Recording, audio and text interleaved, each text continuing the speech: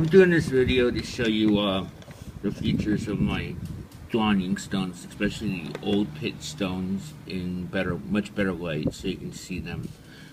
This is my small old pit stone. It was probably a fragment of a larger stone and was cut off, and they didn't want to waste it because it's very high quality. It's got delicately carved leaves and melons on the top. Nice shape. This is supposed to imply a melon here. Let me wet it down so you can see some of the features. Get the water in there. Okay. You can clearly see the what they call a scorch mark here on the left-hand side. Here you can see how the stone has a light tint to it because the stone is purple. You see how this light tint, that's what they call banana white. It's not as intense as on some other things. You can see the boundary for it here. Also, you can see these like little whitish and dark lines. That's known as green flowers. This is a horse tail scorch mark. Let me zoom in here. You can see a little better. Try to focus on, this is what they call rose hip here, rose hip speck here. It's related to scorch mark.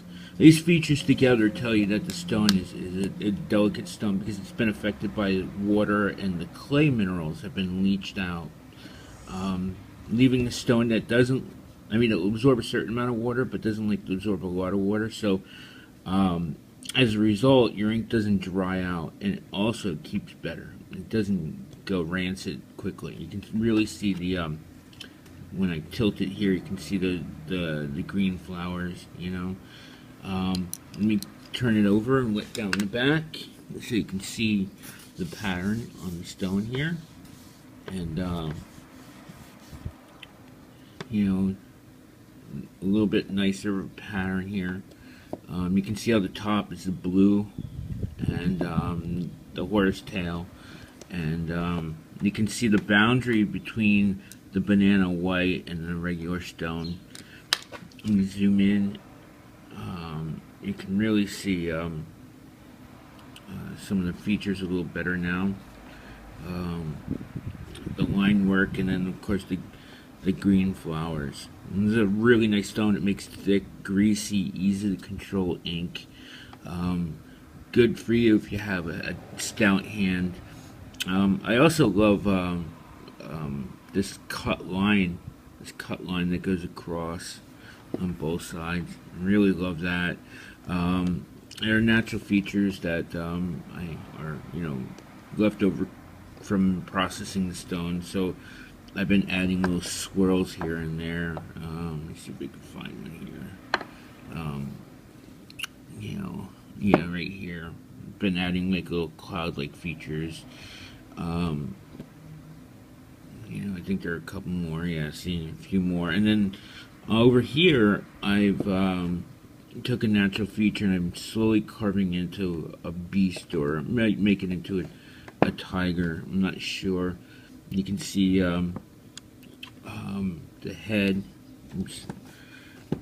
The head and the eye here and the mouth comes along. Here's the tail. I haven't done the leg yet. I'm going to go slow. You can see the rest of it. It's a natural feature from the stone. And I love how it has this next to this percussion crack area. And then here is like a scorch mark that's actually cracked, and it's like the shape of an eye. It's great. Alright, let me show you another one I showed you from yesterday as well. This one is the Phoenix and Clouds. You can see how I'm in the process of recarving it. I just got done with the head. It was really badly carved. And that's the other thing about them taking so much stone, is that a lot of mediocre carving was done, So I'm recarving the bird, to my own specific desires. Here, there's like a natural bird feature. You can see its crest here. The the beak, its eye. Here's its chest coming down, and then faintly whitely is the outline of the back of the head and body. And there's like almost like a heart shape. This heart shape, and there are several others, are very faint, what they call rose hips, as I showed you on the other flower. They're more faint because the stone's been altered by water. You can see the whole stone has like a whitish tinge that's banana white. You can see there's a very clear boundary to it here, and a scorch mark. There's a couple of smaller scorch marks. I'm going to wet it down so you can see it. The stone actually has like a metallic sheen to it. You can see clearly now the features, and you can see the green flowers. These are similar to some that you can find on the Mozzie stone, but these are a little bit different. You can see how the bird is much more pronounced. It's a wonderful thing. It's also the green flowers going this way. This is a stone that makes amazing ink, and the ink will actually stay good for like a week without going rancid, even on a new ink stick. It's a wonderful stone. There again, it doesn't have any sound when like knocking on wood. Show you the back, how it's been transformed by water. It's got this brownish area from oxidation. It's a wonderful, wonderful stone. I'm going to show you one more stone before my time runs out. Got limited space on iPhone. I don't know why they do that. You know, you can get a flash drive with 125 gigabytes, but you can't get that with the phone. Alright, here, this is not old pit. This is Duan stone, and it's a wonderful old stone. You can see here it has fish brain frieze interspersed with what they call jade, these green streaks. Very delicate. You can, in the sun, when you shift the fish brain frieze, it actually is like shiny. It's interlaced with scorch mark. These are all effects of water. It is a wonderful stone. It makes ink that's great for running script and cursive.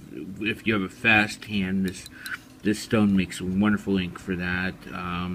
The ink is not actually heavy and thick. It's more like it gets thick, but it's got a thinner viscosity overall.